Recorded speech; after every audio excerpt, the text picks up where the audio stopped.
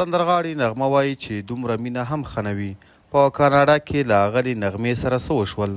د نغمې دغه کنسرټ ولې په جنجال واوښت؟ پوره راپور را سره په ویډیو کې تر پایه وګورئ، او که تر اوسه مو زموږ چینل نه وي سبسکرایب کړی نو مهرباني وکړئ پښتون ټایم یوټیوب چینل همدا اوس سبسکرایب کړئ. څو ورځې وړاندې په کاناډا کې د افغانستان د بیا خپلواکۍ ترلاسه کولو د 146 کلیزې په پار د ښاپیرۍ نغمې کنسرټ جوړ شوی و، خو له بده مرغه د ښاپیرۍ نغمې دغه کنسرټ ترسره نه شو.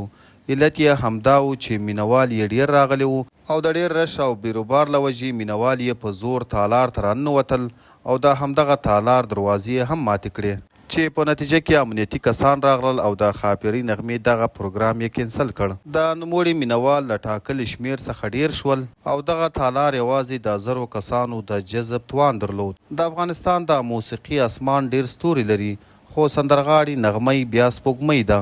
نو پکار وه چې دا کنسرټ داسې ځای جوړ شوی وی چې د زرګونو کسانو ځایښت یې درلود، نو داسې بې نظمي او پروګرام به نه کینسلېدل. قدرمنو دوستانو، تاسو یې په اړه څه نظر لرئ؟ خپل نظر مو را سره په کمنټ کې خامخا شریک کړئ.